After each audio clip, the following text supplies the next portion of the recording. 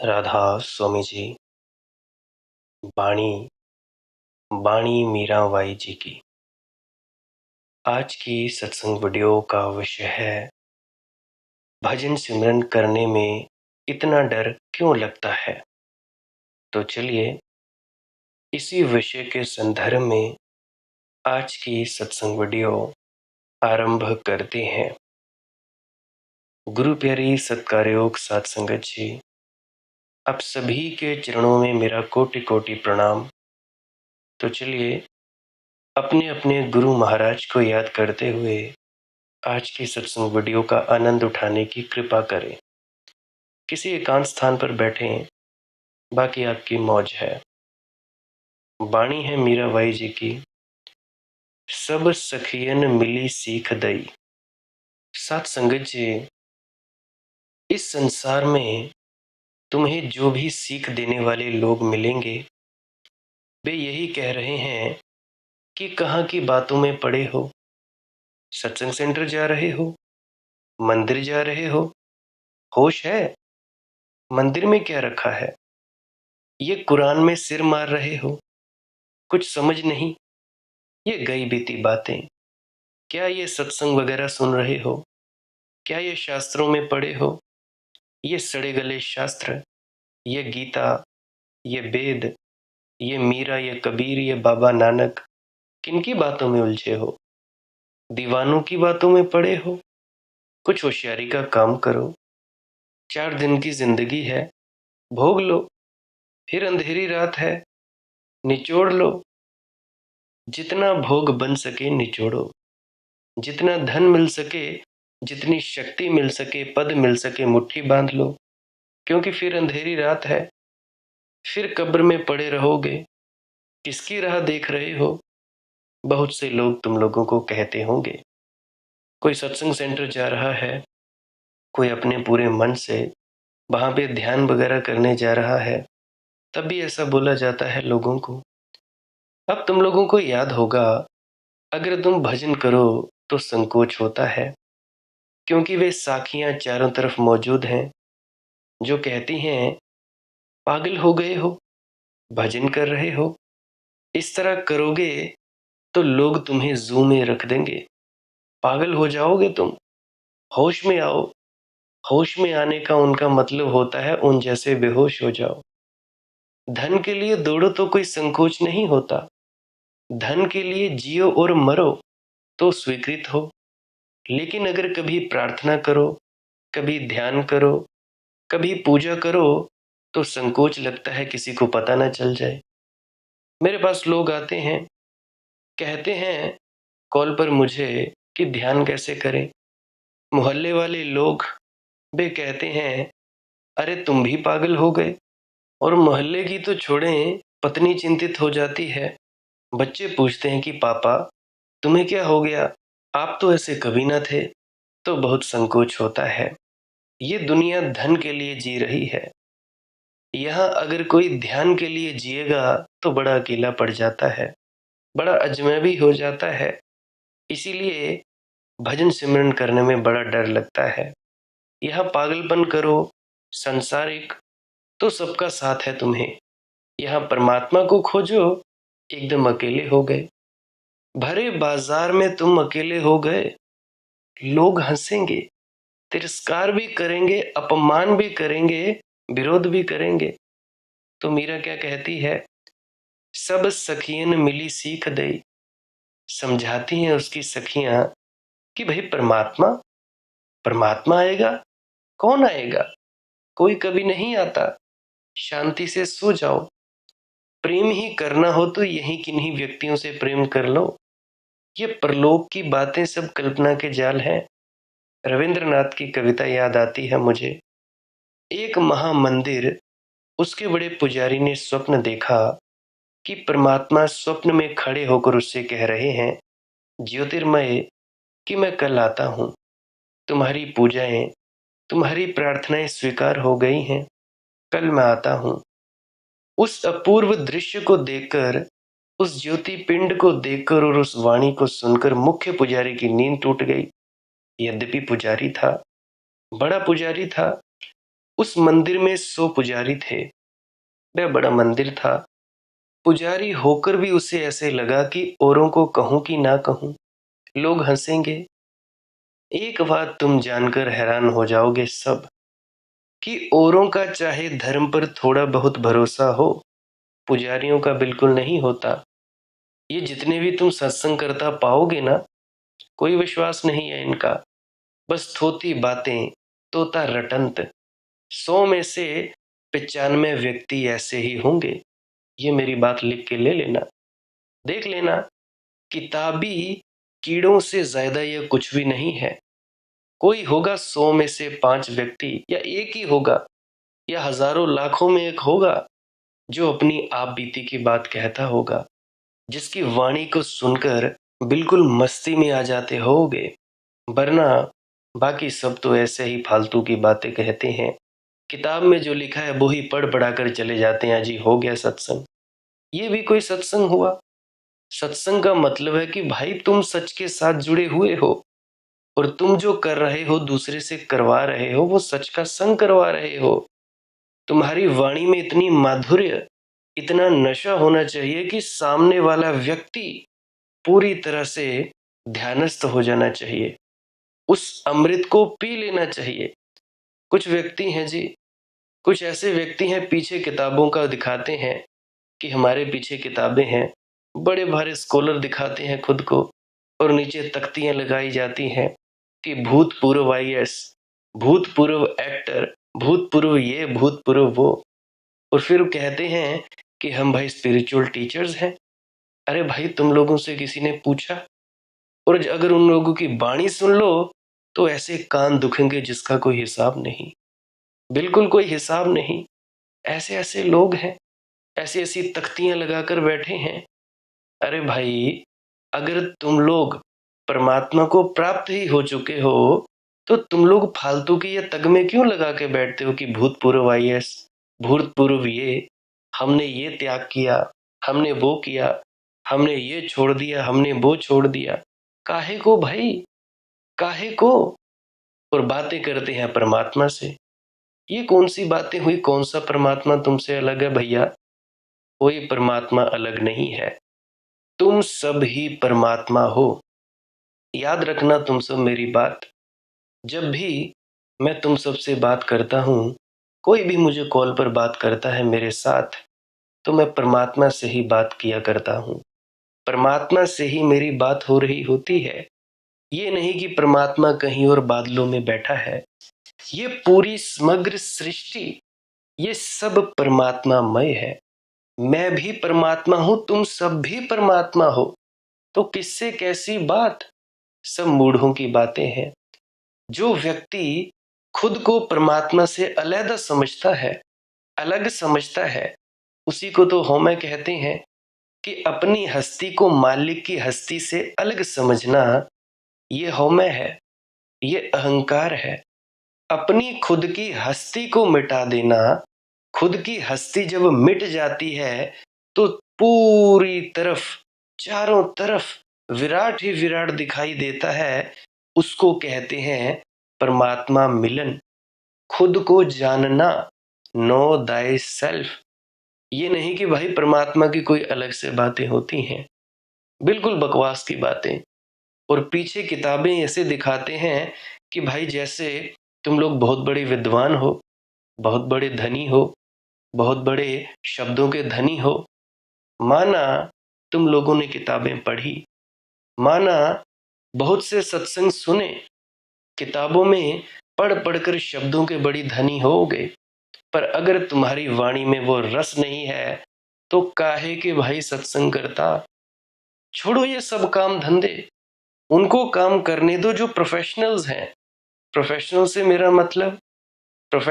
मेरा मतलब आत्म अनुभूति वाले व्यक्ति, जिनको अपने होने का पता हो, अपने अंतस में उस परम ज्योति के दर्शन किए हों। वो व्यक्ति करे तो बढ़िया, नहीं तो अपने घर में आग लगी है, दूसरों के घरों की आग बुझाने चलते हैं। आएंगे गाड़ी में, गाड़ी से उतरेंगे, राधा स्वामी जी, राधा स्वामी जी। गए स्टेज पर बैठे, किताब खोली और बस तोते की तरह टें टें टें टें करके आ गए।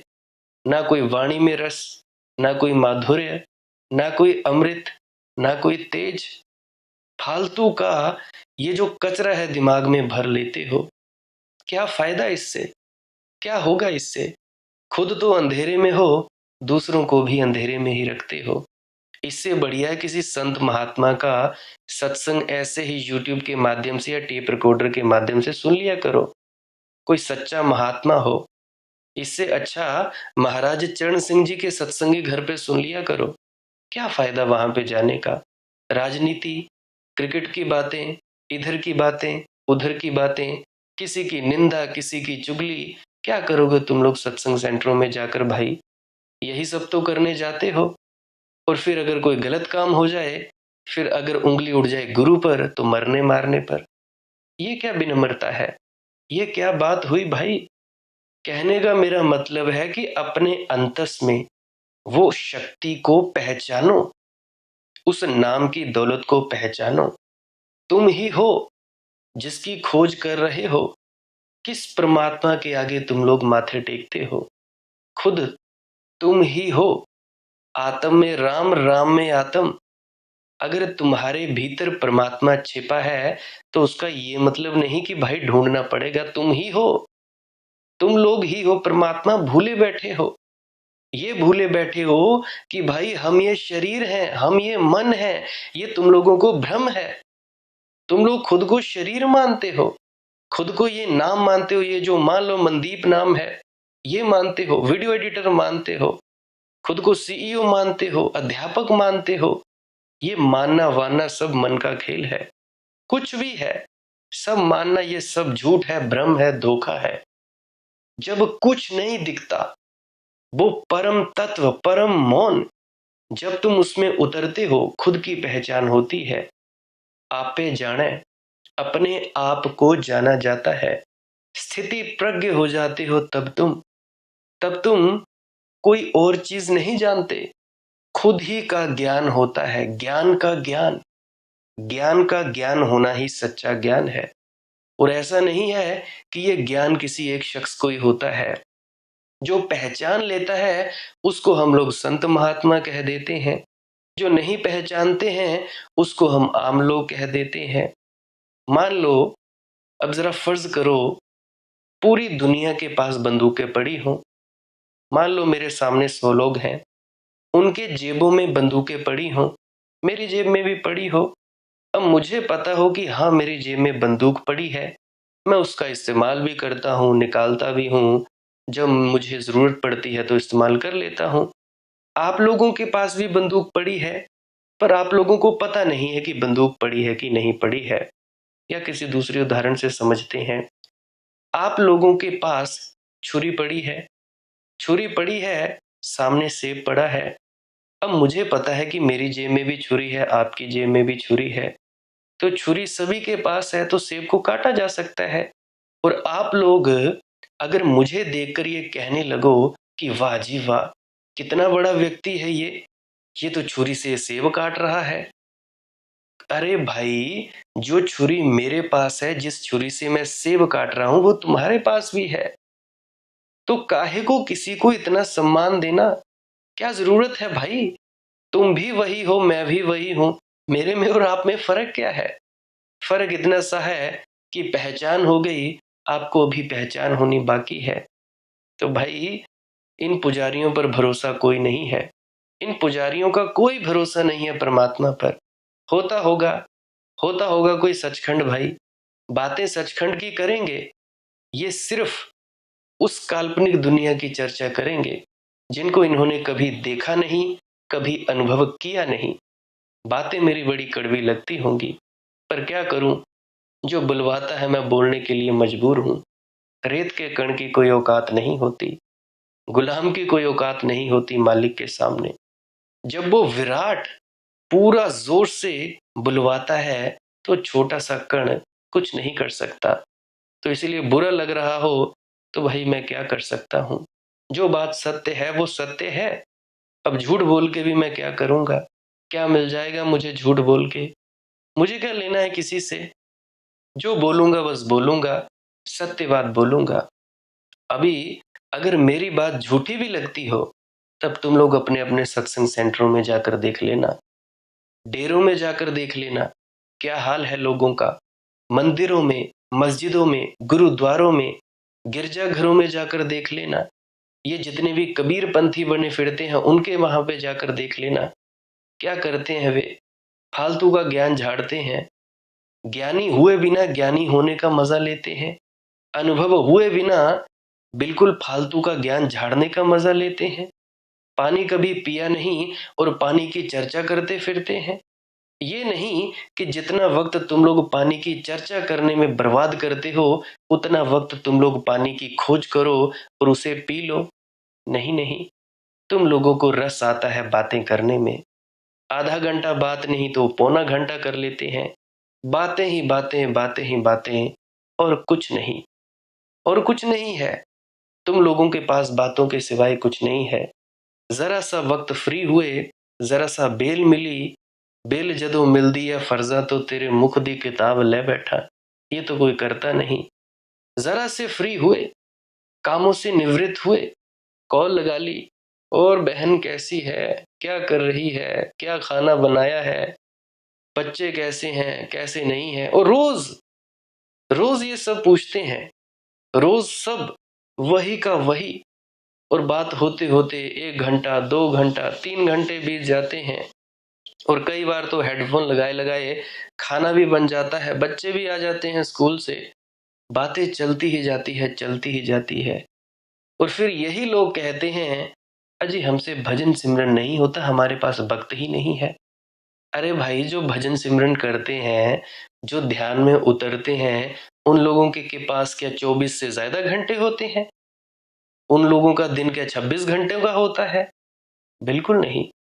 समय का सदुपयोग करते हैं। अरे भाई, तुम लोग परख तो करो खुद की, क्या कर रहे हो, करो तो सही, किधर जा रहे हो। और इतनी जल्दबाजी भी क्या है? तुम लोग इतनी भाग दौड़ में पड़े हुए हो, कोई ये सोच, कोई वो सोच, कोई काम, कोई धंधा, कोई इधर, कोई उधर। अजी फलाने की स्त्री ने ये कर दिया, उसके पुरुष ने ये कर दिया, उसके बच्चे ऐसे, उससे बच्चे वैसे। ये सब तुम लोग चीजें सोचते हो। आधा पौना घंटा तुम लोग ना कुछ किए बैठ नहीं सकते। खाली नहीं बैठ सकते तुम लोग। खाली बैठना सीखो, कुछ ना करना सीखो भाई। हालांकि मैं कुछ नहीं करने को कह रहा हूं, ये वो काम धंधा नहीं कह रहा हूं कि भाई ऐसे उल्टे उल्टे सीधे आसनों को करो, ऐसे मुद्राएं करो, ये करो, वो करो। मैं कुछ नहीं कहता। इतना ही मांग कर रहा हूं कि कुछ पल, फुर्सत के लम्हे, अपने मोबाइल फोन को साइलेंट करो, अपने टीवी को बंद करो, एक एकांत कमरे में बैठो, 15, 20, 25, 30 मिनट। आंख बंद भी मत करो, चौकड़ी मार कर भी मत बैठो। बस लेट जाओ या बस बैठे रहो, बैठे रहो, लेटे रहो, बस इतना ही। मतलब कि कुछ नहीं करना, आराम ही करना है। नींद आ जाए तो ठीक, ना आए तो ठीक। इसी को कहा जाता है कुछ ना करने को सच्चा ध्यान। अगर कुछ कर रहे हो तो फिर वही मन की दौड़, वही मन की दौड़ रही ना, तो इस मन की दौड़ में नहीं फंसना है भाई। 15-20 मिनट बैठो, ये कीमती वक्त है, फालतू वक्त बर्बाद करने की कोई जरूरत नहीं है। और जल्दबाजी की भी कोई जरूरत नहीं है। अगर तुम लोग जल्दबाजी करते हो, अब भजन सिमरन में बैठे हो, सोच रहे हो अजी कुछ हुआ नहीं, कुछ दिखा नहीं, ये नहीं हुआ, वो नहीं हुआ, प्रकाश अभी आया नहीं, शब्द धुन अभी सुनी नहीं, वो कहता था मनदीप की शरीर में वाइब्रेशंस होंगी, ये होगा, सुर्त चढ़ेगी, हुआ नहीं। तो ये सब क्या है? यह है जल्दबाजी। कान खोलकर मेरी एक बात तुम लोग सुन लो। अगर तुम लोग अपने भीतर जाना चाहते हो तो इस जल्दबाजी को छोड़ो, बिल्कुल त्याग दो जल्दबाजी को। और ये जो कहते फिरते हैं ना मुझे कि हमें किसी की चिंता नहीं, और जब मैं उनकी जिंदगियों में झांकता हूं तो कोई किसी की चिंता, अजी मेरे बेटे का एक्सीडेंट हो गया, मेरा ये हो गया, मेरा वो हो गया। तो भाई ये चिंता नहीं तो और क्या है? बेटे का एक्सीडेंट हुआ, सेवा करो उसकी, दवा दारू का उसका इंतजाम करो। अगर तुम्हारी बेटी बीमार हो गई तो उसकी सेवा करो, दवाई दो। चिंता लेने से क्या होगा भाई? अगर माता पिता बीमार हैं तो उनकी सेवा करो। सेवा करने से तुम्हारा जो कर्म है, कर्म करने से होगा। फालतू की चिंताओं में उलझे रहते हो, ये हो गया जी, वो हो गया। और जिस मालिक ने सब कुछ दिया है उसको याद नहीं करते। मालिक यानी कौन? अरे दीवानो, तुम ही हो। तुम ही हो, खुद ही की खोज करते हो। खुद ही को खोजना है। अपने आप को जान लिया तो इस पूरे ब्रह्मांड को जान लिया। ये ऐसे ही है जैसे समुद्र में से एक बूंद निकाली पानी की, और उस बूंद पर निरीक्षण किया, पूरी जांच पड़ताल कर ली कि वो बूंद कैसी है, खारी है, मीठी है, नमकीन है, उसकी कॉन्फ़िगरेशन क्या है, H2O है, या उसका क्या क्या हिसाब किताब है, क्या नेचर है। उसका नेचर पता लग गया तो समुद्र का पता लग गया। एक छोटे से कण का पता लग गया तो पूरा पता लग गया। उसी प्रकार से खुद को जान लोगे तो पूरे परमात्मा को ही जान लोगे। परमात्मा से बात नहीं होती कि वो परमात्मा कहीं बादलों में बैठा है या हमसे अलग है।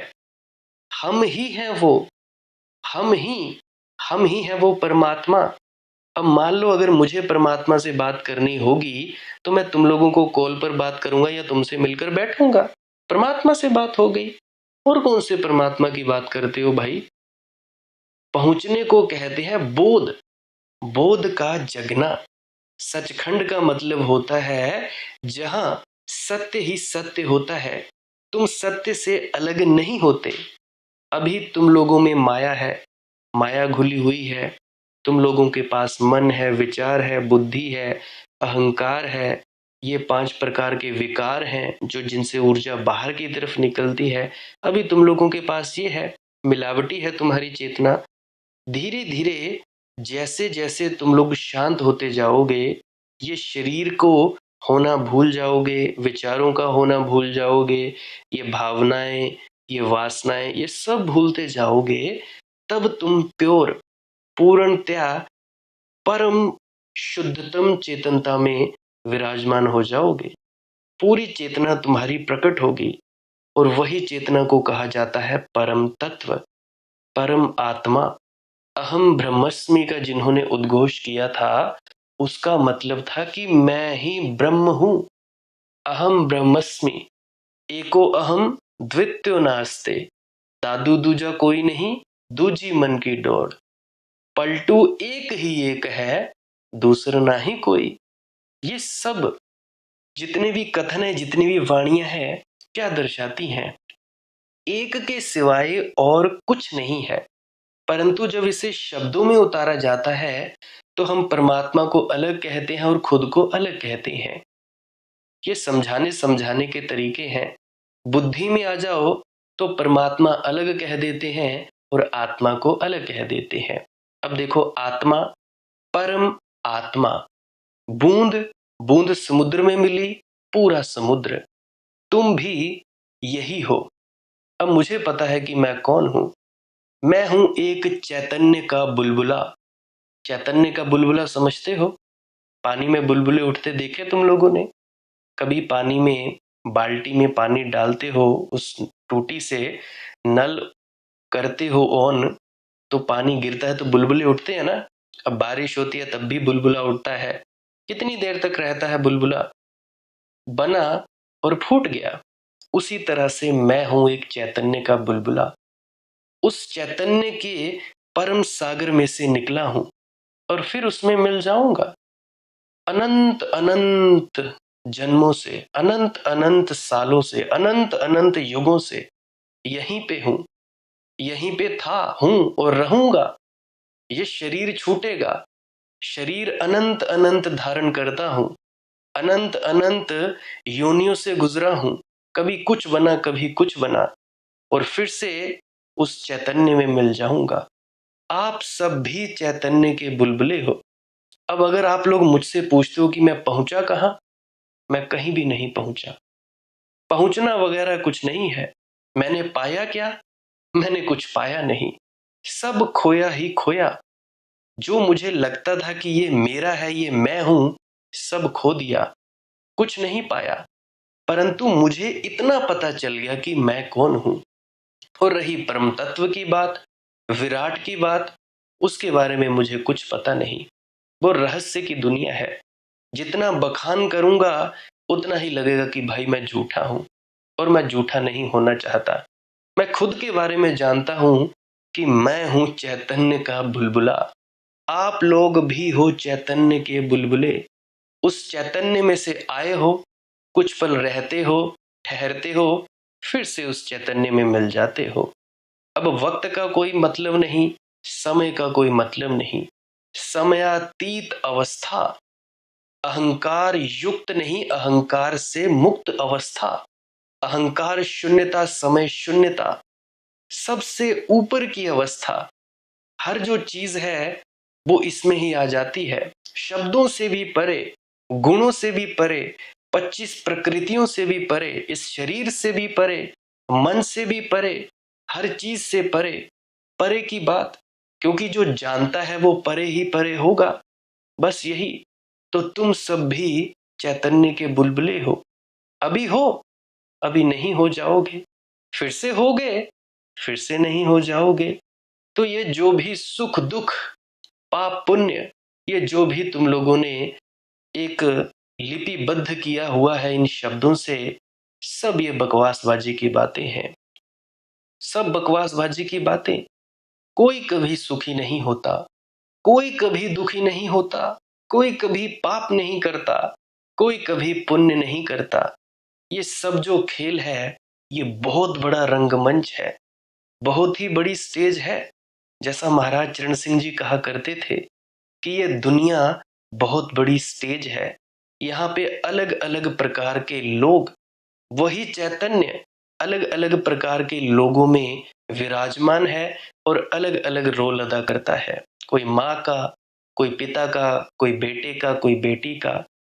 अब ये जो तुम लोगों के माता पिता हैं, अब तुम लोग मर जाओगे, तो ये जो तुम्हारे माता पिता हैं, तुम्हारे माता पिता इस बेटे का शोक मनाएंगे या उनका शोक मनाएंगे जो पीछे छोड़ आए। कहानी मुझे याद आती है एक राजा की।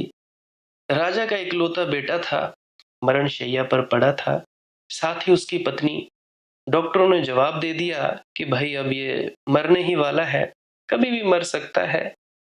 तो राजा था, चारपाई के साइड में लेटा हुआ था। उठ खड़ा हुआ, उठ खड़ा हुआ, बैठ गया वहां पे किनारे पे। तो बेटे के साथ किनारे में बैठा था। बैठे बैठे उसको नींद आ गई। जब नींद आई तो सपना आने लगा। सपना क्या आया? पूरी दुनिया का चक्रवर्ती सम्राट हो गया है, पूरी दुनिया उसने जीत ली है। 10-15 रानियां हैं और 25-30 उसके बेटे हैं। इतने सारे बेटे हैं और इतना बड़ा साम्राज्य है, इतनी रानियां हैं। फिर कुछ देर बाद क्या हुआ, बेटा चल बसा जो असल जिंदगी में था। राजा तो सोया हुआ था, चिल्लाने की आवाज सुनाई दी तो राजा की नींद खुली। राजा स्तब्ध, राजा की आंख खुली की खुली। राजा पूरी तरह से शौक में था। शौक मतलब पूरी तरह से हिल गया था। तो पत्नी देखने लगी कि राजा की आंख में एक भी आंसू नहीं। पत्नी रोए जा रही। वो बोल रही, क्या तुम्हें इस बच्चे के मरने का कोई दुख नहीं? वो कहने लगा, राजा कि मैं दुख किस बात का मनाऊं? इस एक का मनाऊं या उनका मनाऊं जो मेरे 20-25 बेटे थे 10-11 रानियों से, और इतने बड़े साम्राज्य का दुख मनाऊं? तो ये जो भी है, ये सब माया है, सब लीला है। सारी दुनिया में लीला हो रही है। ऐसा नहीं है कि तुम लोगों में वो घटित नहीं हो रहा है। तुम लोग भी उतने उतने ही पूर्ण परम तत्व हो जितना मैं हूं या जितना कोई और है। जितने महात्मा बुद्ध हैं, जितने संत कबीर हैं, उतने ही तुम लोग सब हो। बस भूले बैठे हो, और यही भुलावट के कारण तुम लोगों को सुख दुख महसूस होता है। इस दुनिया को एक्टिंग की तरह लो। अब जैसे श्री राम थे, अब उसको जो होती है, ये शायद नवरात्रों के महीनों में उसे रामलीला कहा जाता है। लीला यानी क्या? नाटक। राम जीवनी थोड़ा ना कहा जाता है। रामलीला, कृष्ण लीला। उसी तरह से जो भी तुम लोगों की जिंदगियों में घट रहा है, सब लीला है, कुछ भी सत्य नहीं। अभी जो तुम्हारा बेटा मरा है, इससे पहले तुम्हारे कितने बेटे हो होकर मर गए। अभी जो तुम लोगों के माँ बाप मरे हैं, इससे पहले भी तुम लोगों के कई माँ बाप मर चुके हैं और जन्म चुके हैं। ये बहन भाई रिश्तेदार यार दोस्त कितने ही जन्म तुम लोगों ने लिए। कभी पौधे बने, कभी कीड़े मकोड़े बने। तो कीड़े मकोड़े बने तब क्या तुम्हारी संतानें नहीं थी? तब क्या तुम्हारे घर नहीं थे? चींटियों की कॉलोनी होती है, मधुमक्खियों के छत्ते होते हैं। तब क्या तुम्हारे बच्चे नहीं थे? तब क्या तुम लोगों के माँ बाप नहीं थे? पशुओं की योनि में तब क्या तुम्हारे माँ बाप नहीं थे? तो किनका शोक मनाते हो भाई तुम लोग?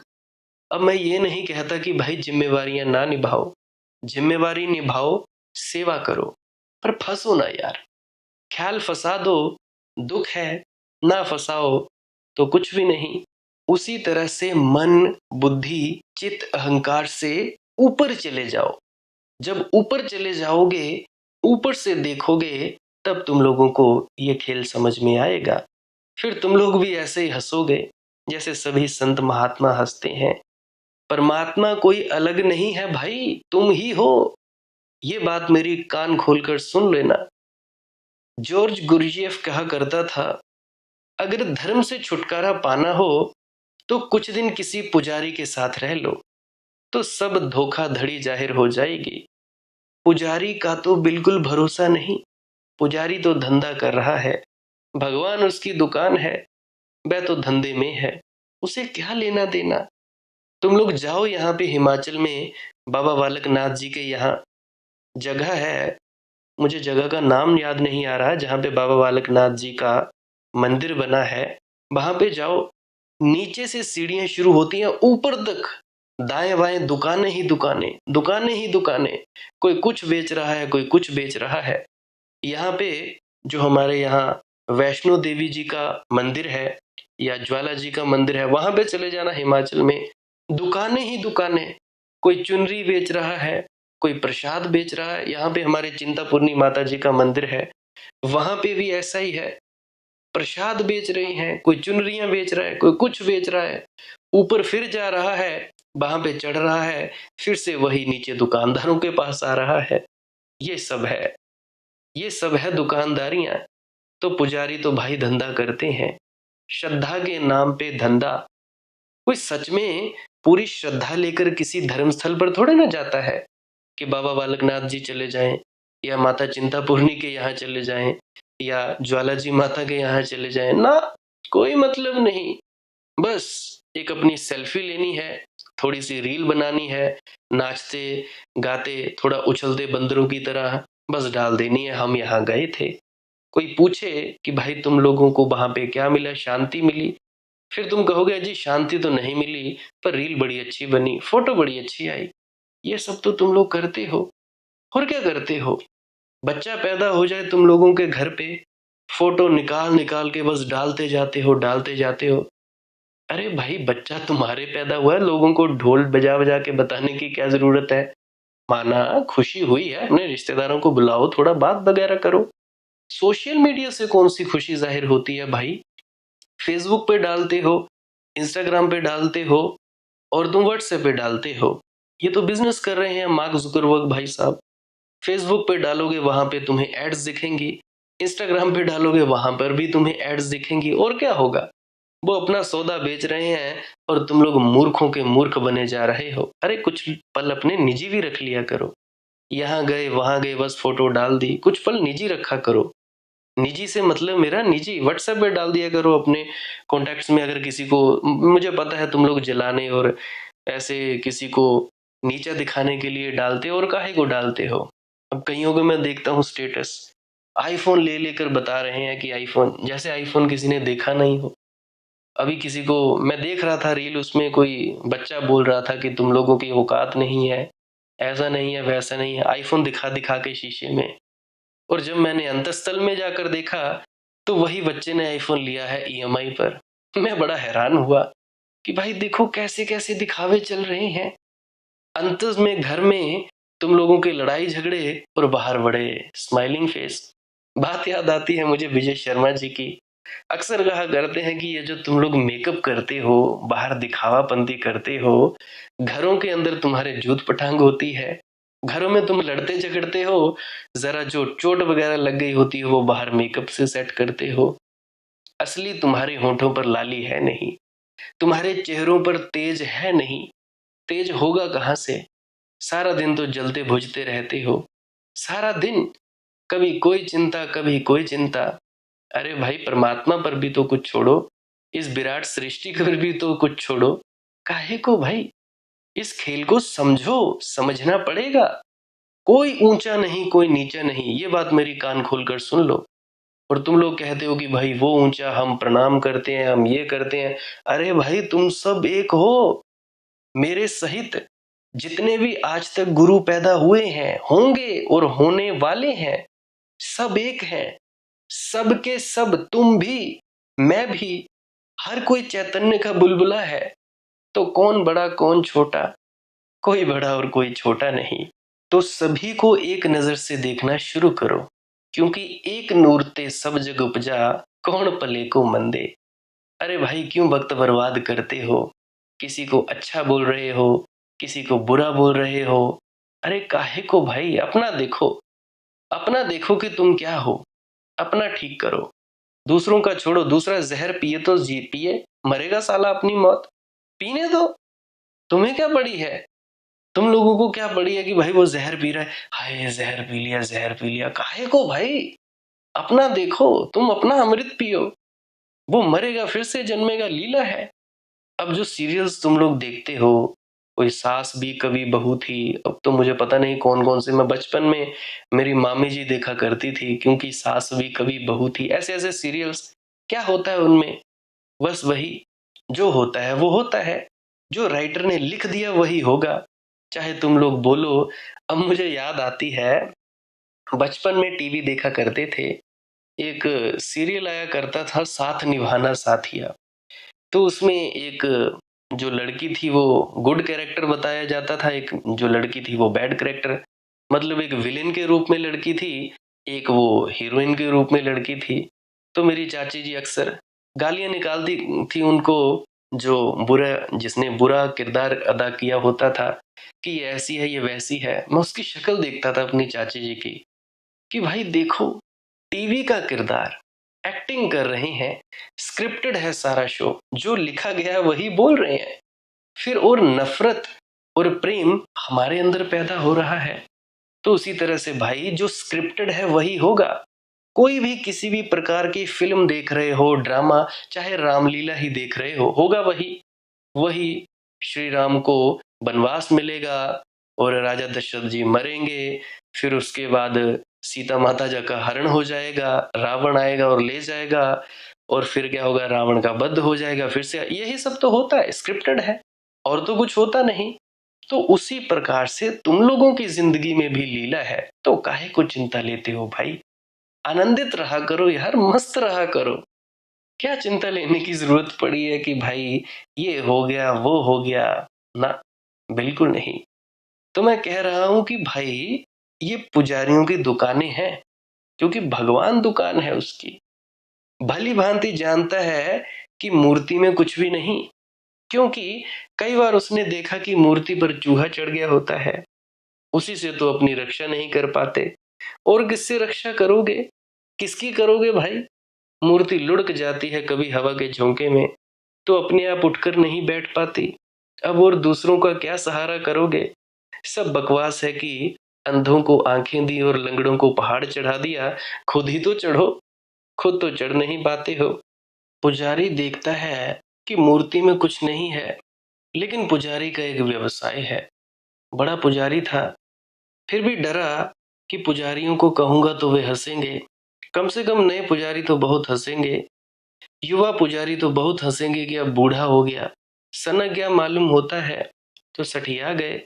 कभी आया भगवान तो चुपचाप सो रहा, लेकिन फिर सपना आया, फिर वही ज्योतिर्मय पिंड, फिर वही घोषणा कि देख भरोसा कर, कल आता हूं। फिर नींद टूट गई। फिर अपने को समझा बुझा लिया कि अभी आधी रात किसको उठाऊं, सुबह देखेंगे। और सुबह तक समझ फिर आ जाएगी वापस। तो किसी से कहने की जरूरत नहीं, कौन आता है। फिर तीसरी बार सपना आया तो फिर मुश्किल हो गई। फिर तो उसे घबराहट भी लगने लगी कि कहीं ऐसा ना हो कि आ ही जाए। तो उसने सब पुजारियों को जगा दिया। लोग हंसने लगे। उन्होंने कहा कि आप भी किन बातों में पड़ गए, सपने भी कहीं सच होते हैं। सपने सपने हैं, कौन कब आता है। इस मंदिर को हजारों साल हो गए बने, कभी परमात्मा आया है, कभी उसने किसी की प्रार्थना सुनी है। सब प्रार्थनाएं कोरे आकाश में खो जाती हैं। ना कोई सुनने वाला है, ना कोई उत्तर देने वाला है। हमसे ज्यादा और कौन जानेगा। हम कितनी तो प्रार्थनाएं करते हैं, लेकिन एक प्रार्थना तो कभी सुन नहीं जाती। लेकिन बूढ़े पुजारी ने कहा, कुछ भी हो, तुम्हारी बात मेरी समझ में भी आती है। मैं भी यही मानता हूं कि कोई आने वाला है नहीं, लेकिन 3 बार सपना आया है। कहीं ऐसा ना हो कि वह आ ही जाए और हम तैयार ना हो। तो हर्जा क्या है, हम तैयारी तो कर ही लें। आया तो ठीक, नहीं आया तो कोई हर्जा नहीं होगा। तो ये बात जंची। मंदिर धोया गया, सजाया गया, भोजन बनाया गया और लोग हंस रहे हैं। भोजन भी बना रहे हैं कि मेहमान आने वाला है, और हंस भी रहे हैं। वे कह रहे हैं कौन कब आता है, और जानते हैं ये भोग अपने को ही लगने वाला है, कोई और आने वाला नहीं। फिर सांझ भी आ गई और आने वाला नहीं आया। फिर हंसी खूब उठने लगी, फिर खूब मजाक चलने लगा। फिर उन्होंने सबने मिलकर बड़े पुजारी को कहा कि अब बहुत हो गया, दिन भर हो गए प्रतीक्षा करते करते। अब हम भी भूखे हैं, थक भी गए हैं। अब हम भोजन करें और विश्राम करें। अब सूरज भी ढल गया, आना होता तो आ गया होता, अब कोई रात में तो आएगा नहीं। फिर उन्होंने भोजन किया, दिन भर के थके मांदे थे, सो गए। और रात, आधी रात उसका रथ आया। कविता बड़ी प्यारी है, इसे समझना। आधी रात उस परमात्मा का रथ आया। उसके रथों की आवाज, उसके रथ के चाकों की गड़गड़ाहट, और किसी पुजारी ने नींद में सुनी आवाज। वह नींद में कुनमुनाया। उसने कहा, भाइयों, मुझे लगता है वह आया। रथ की गड़गड़ाहट सुनाई पड़ती है। एक दूसरा पुजारी चिल्लाया कि बंद करो ये बकवास, दिन भर थका मारा और अब भी सोते भी नहीं शांति से। ये कोई रथ नहीं है। कहाँ का रथ, रथ होते हैं अब, ये बादलों की गड़गड़ाहट है। तुम चुपचाप सो जाओ। फिर सन्नाटा हो गया। वह उतरा। रथ मंदिर के द्वार पर आकर रुका। वह सीढ़ियां चढ़ा। उसके चढ़ने की आवाज, मधुर, जो परमात्मा के चरणों में ही होता है, फिर सुनाई पड़ा। फिर किसी ने कहा कि भाइयों, मुझे लगता है कि कोई सीढ़ियों पर चढ़ रहा है और एक अजीब संगीत सीढ़ियों पर गूंज रहा है। फिर कोई चिल्लाया कि यह तो हद हो गई भाई, दिखता है आज सोना संभव नहीं है। कुछ भी नहीं है, हवा वृक्षों से गुजरती होगी। फिर उसने द्वार पर दस्तक दी। और फिर किसी ने कहा, भाई मानो या ना मानो, मगर कोई द्वार पर दस्तक दे रहा है। अब तो बड़ा पुजारी भी चिल्लाया कि बंद करो बकवास और चुपचाप सो जाओ।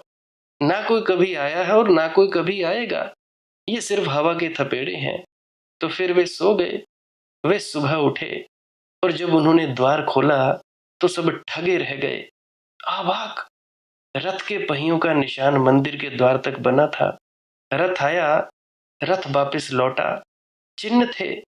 कोई सीढ़ियों पर चढ़ा, उसके पांव के चिन्ह थे। तब वे बहुत रोने लगे, लेकिन अब तो कुछ भी रोने से ना हो सकता था। अवसर जा चुका था। जीवन ऐसा ही है। परमात्मा तो रोज आता है, प्रतिपल आता है। घोषणा करे ना करे, आता तो है ही। मगर हम सोए हैं और हम अपने को समझा लेते हैं। पक्षी बोलते हैं तो हम कहते हैं पक्षियों की आवाज है, उसकी आवाज हमें नहीं सुनाई पड़ती। वृक्षों से हवा गुजरती है तो हम कहते हैं वृक्षों से हवा गुजरी, वही गुजरता है। सब चिन्ह उसी के हैं, सब हस्ताक्षर उसी के हैं, लेकिन ये तो उसी को दिखाई पड़ते हैं जो परिपूर्ण रूप से जागा हो। जागने के दो उपाय हैं, या तो महान संकल्प करो कि निद्रा टूट जाए, या ऐसा गहन प्रेम करो कि उसकी प्रतीक्षा में पलकें झप ना पाए। सब सखियन मिली सीख दई, मन एक न मानी हो। मीरा कहती है, सब सखियां समझाती हैं, सारा संसार समझा रहा है, घर के लोग समझा रहे थे, प्रियजन समझा रहे थे, परिवार के लोग थे कि मीरा पागल ना हो। ये सब पागलपन है। कहाँ का परमात्मा, कैसा परमात्मा? ये तो किस कृष्ण की मूर्ति लिए फिरती है, ये किसका तो गुणगान गा रही है, ये सिर्फ तेरी कल्पना का जाल है। लेकिन मीरा कहती है, मैं ना मान सकी, मैं ना राजी हो सकी। सौभाग्यशाली थी जो मेरे सदगुरु ने मुझे रास्ता दिखाया था। जिस दिन तुम संसारिक लोगों की बातों से राजी हो जाते हो, तुम लोग ये बात मेरी मान लेना, तुम्हारे दुर्भाग्य का क्षण है। जिस क्षण तुम सोए हुए लोगों की बातों से राजी नहीं होते, अहो भाग्य है। किसी जागे हुए आदमी के साथ पागल हो जाने में भी अहोभाग्य है, और सोए हुए लोगों के साथ बड़े समझदार बने रहने में भी दुर्भाग्य है। सब सखियन मिली सीख दई, मन एक न मानी हो। बिन देखा कल नाही पड़त, जिय ऐसी ठानी हो। प्रेम ने ऐसी गहन गांठ बांध ली कि बिना देखे अब कल नहीं पड़ती। अब चैन नहीं है, नींद कहाँ, नींद कैसी, विश्राम कहाँ। जब तक प्रभु मिलन ना हो जाए, तब तक कोई विश्राम नहीं। जैसे नदी भागी चली जाती है, जब तक सागर से न मिल जाए, ऐसी प्रेमी रोती रहता है, पुकारता ही रहता है। अहिर्निश उसके भीतर से एक ही पुकार उठती रहती है, कब मिलोगे, कब दिखाई पड़ोगे, कब स्पर्श होगा, कब दरस परस होगा। बिन देखा कल नाही पड़त, जिय ऐसी ठानी हो। अंग अंग व्याकुल भई, मुख पिय पिय बानी हो। मीराबाई जी कहती है, ये कुछ ऐसा नहीं है कि हृदय में ही वाण चुभा हो। अंग अंग रोए रोए में, शरीर के एक एक हिस्से में पीड़ा सघन हो गई है। मन ने ही नहीं पुकारा है, तन ने भी पुकारा है, एक स्वर से पुकारा है। अंग अंग व्याकुल भई, मुख पिय पिय बानी हो। और मुंह है कि जैसे पपीहा पुकारता रहता है, पी कहाँ पी कहाँ। चुप रहूं तो भी पुकार चल रही है, बोलूं तो भी पुकार चल रही है, बोलूं या ना बोलूं पुकार चल रही है। और अंग अंग छिद गया है। अंतर वेदन बिरह की, वह पीड़ा ना जानी हो। मीरा कहती है, ऐसी पीड़ा तो कभी जानी नहीं थी, जन्मों जन्मों में ऐसी पीड़ा कभी जानी ना थी। अंतर वेदन बिरह की, और तरह की बहुत पीड़ाएं जानी थी।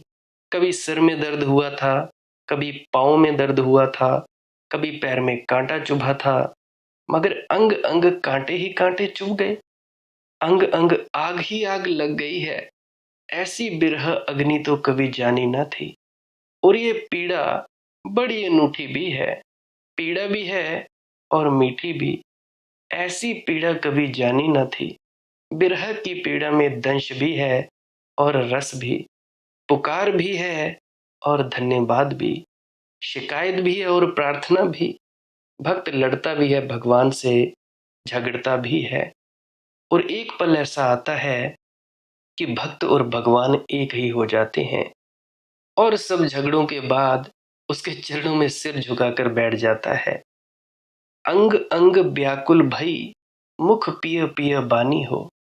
अंतर वेदन बिरह की, ये संस्कृत शब्द वेदना बड़ा अपूर्व है। दुनिया की किसी भाषा में ऐसा कोई शब्द नहीं। इसके दो अर्थ होते हैं, पहला ज्ञान और दूसरा दुख। ये उसी मूल धातु से बना है जिससे वेद, वेद का अर्थ होता है ज्ञान, परम ज्ञान। ये अनूठा शब्द है, क्योंकि ज्ञान और दुख का क्या संबंध है, कोई तालमेल नहीं मिलता।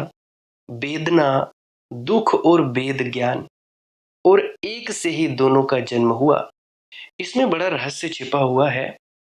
एक ऐसा भी दुख है जिसमें वेद का जन्म होता है, एक ऐसी भी वेदना है जिसमें वेद जन्मता है, एक ऐसी भी पीड़ा है जिसमें से परमात्मा प्रकट होता है।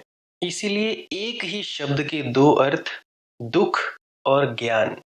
एक तरफ दुख है, महादुख है, अंग अंग व्याकुल भई, अंतर वेदन बिरह की। और सारा अंतर वेदना से जल रहा है, बिरह की अग्नि में जल रहा है। एक तरफ वेदना, और जैसे जैसे अग्नि प्रगाढ़ होती है वैसे वैसे दूसरी तरफ वेद का जन्म होता है। पीड़ा से आदमी निखरता है, स्वच्छ होता है। इसलिए तुम लोग जितने को भी कभी दुख आया है या भी आया है या पीड़ा हो रही है तो सौभाग्य मानना, क्योंकि पीड़ा से आदमी निखरता है, स्वच्छ होता है। पीड़ा से ऐसी ही घटना घटती है जैसे आग से जब सोना गुजरता है तब कुंदन बन जाता है सोना, सब कचरा जल जाता है। आग से गुजरकर जैसे सोना शुद्ध होता है, ऐसे ही बिरह की अग्नि से, वेदना से गुजरकर वेद का जन्म होता है, बोध का जन्म होता है, बुद्धत्व का जन्म होता है, संतत्व का जन्म होता है। अंतर वेदन बिरह की, वह पीड़ न जानी हो। ये पीड़ा बड़ी अनजानी है, बड़ी नई है। यह दुख भी दे रही है और सुख भी दे रही है। ये इसका अपूर्व रूप है। ये बड़ी रहस्यपूर्ण है। तुम ये मत सोचना कि तुम कहो कि चलो एस्प्रेसो ले लो, कि एनासिन है काम करेगी, इसके 4 गुण हैं। भक्त कोई दवा लेने को राजी नहीं होगा। पीड़ा बीमारी नहीं है भक्त की, भक्त का सौभाग्य है, उसका परम स्वस्थ है, वह धन्य भागी है। पीड़ा से मतलब बाहरी शारीरिक पीड़ा नहीं, अंतर की पीड़ा। बाहर अगर कट लग जाएगा तो वही पट्टी तो करवानी ही पड़ेगी, टाके तो लगवाने ही पड़ेंगे। अब ये मत कहना कि भाई हम बीमार हो गए हम दवाई नहीं लेंगे, हम हॉस्पिटल में अगर हमारा ऑपरेशन है तो हम ऑपरेशन नहीं करवाएंगे। ये पीड़ा और है और भक्त की पीड़ा और है। परमात्मा की बिरह अग्नि किस्मत वालों को ही मिलती है, उससे भक्त छूटना नहीं चाहेगा। पीड़ा है जरूर, लेकिन ऐसी नहीं कि छोड़ी जाए, ऐसी कि संभाल कर रखी जाए। संपदा है तो वेदना भी है और वेद भी, पीड़ा भी है और मधुर भी। बड़ी मीठी पीड़ा है, ये अनूठी बात है बिरह की। संसार में हमने दुख जाना, संसार में हमने सुख भी जाना, लेकिन संसार का सुख थोथा है, उथला है, और संसार का दुख भी थोथा है और उथला है। संसार में कोई चीज गहरी होती ही नहीं। परमात्मा के साथ दुख मिलता है तो भी गहरा मिलता है, और सुख मिलता है तो भी गहरा मिलता है। गहरे दुख का बड़ा आनंद है, क्योंकि गहरा दुख तुम्हें गहरा कर जाता है, तुम्हें गहराई में उतार जाता है। जितना गहरा दुख जाता है उतना ही गहरे तुम अपने अंतरतम में चले जाते हो। तो दुख कुएं की तरह हो जाता है और तुम अपने गहरे कुएं में उतरने लगते हो, तो अपने से पहचान होने लगती है। हालांकि कुएं में उतरते डर भी लगता है, अंधेरा काटता है, अनजान है, अपरिचित है, कभी गए नहीं ऐसी जगह, संग साथ छूटने लगता है, अकेले रह जाते हो। अब ये मीरा अपने बिरह में बिल्कुल अकेली रह गई।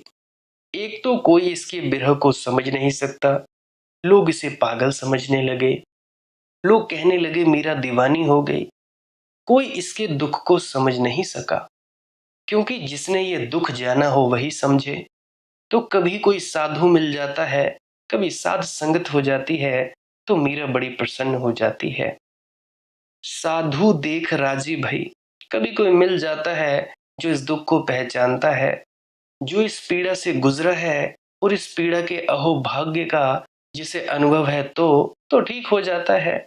लेकिन अन्यथा जो भी लोग मिलते हैं वे सभी कहते हैं अपने को संभालो, ये क्या पागलपन है, वापस लौटो, सब भला चंगा था खराब कर लिया तूने, ये किस बेर की झंझट में उलझ गई, क्यों दुख उठा रही है। कोई नहीं आता, ना कोई है आने को, आकाश खाली है, ना कोई परमात्मा है, ना कोई प्रार्थना का अर्थ है। क्षण भंगुर ही सब कुछ है, शाश्वत होता नहीं। क्षण भंगुर में जीने वाले लोग शाश्वत की भाषा भी नहीं समझ पाते। ये पीड़ा बड़ी अद्भुत है।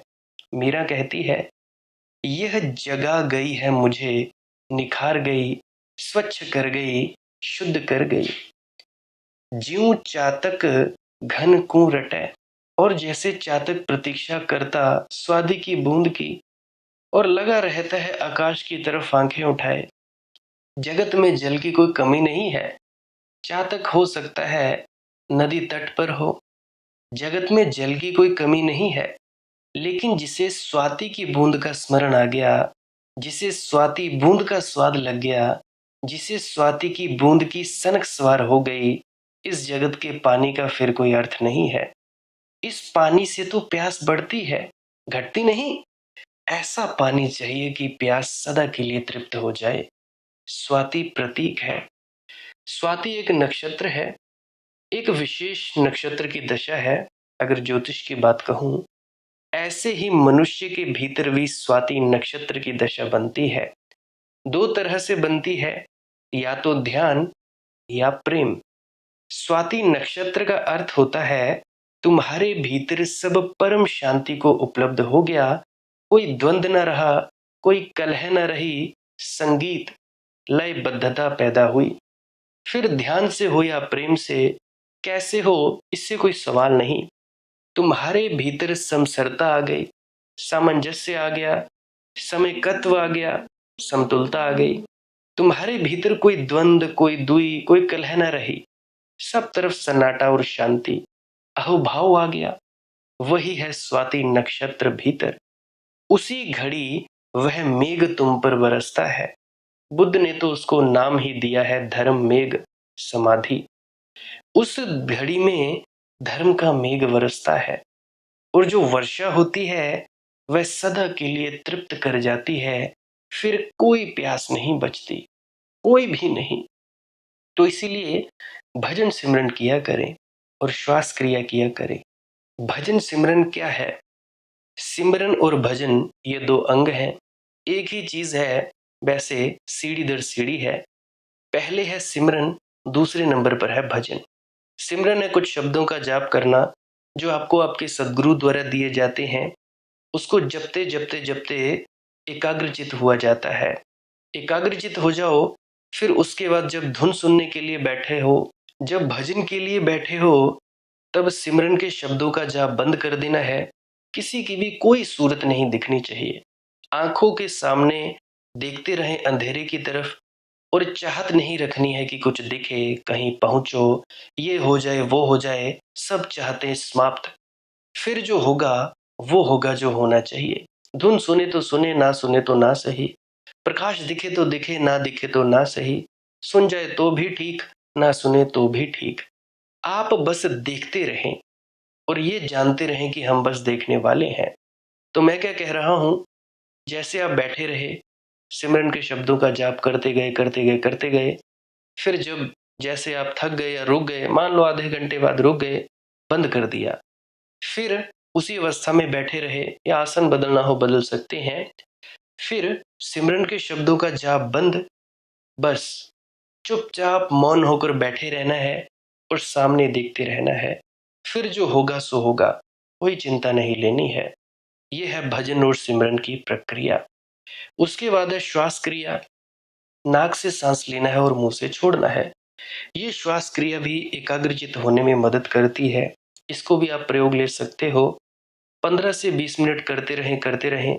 ध्यान दें, सांस रोकनी नहीं है। उदाहरण देता हूं,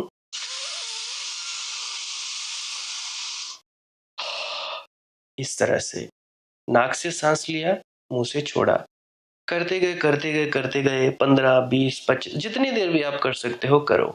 जैसे ही रुके, आंख बंद करके ही बैठे रहे और उसी मौन अवस्था में बैठे रहे, और बस भीतर उतर जाओगे। शब्द धुन सुने तो सुनते सुनते आप अपने भीतर उतर जाओगे। प्रकाश दिखेगा तो प्रकाश को देखते देखते आप देखने वाले में आ जाओगे। तो यह है श्वास प्रक्रिया। इसको प्रेग्नेंट लेडीज बिल्कुल ना करें। जिनको हार्ट अटैक हुआ है, या दिल की दवाई खाते हैं, या सांसों की दिक्कत है, गले में दिक्कत है, कोई भी किसी भी प्रकार की, तो वो 4-5 सांसें वैसे ले सकते हैं। अगर तकलीफ हो फिर बिल्कुल ना करें। जिनके बच्चे थोड़े पढ़ाई में कमज़ोर हैं वो ज़रूर करें, जिनको नींद नहीं आती वो भी करें, जो किसी भी प्रकार के नशों में पड़ा है, शराब आदि कोई भी, वो इस प्रक्रिया को अवश्य करें। 15 से 20 मिनट या जितनी देर हो सकता है वो ज़रूर करें। और जिनको डिप्रेशन है वो भी ज़रूर करें। बाकी आपकी मौज है, करना चाहो तो कर सकते हो, वरना कोई बात नहीं।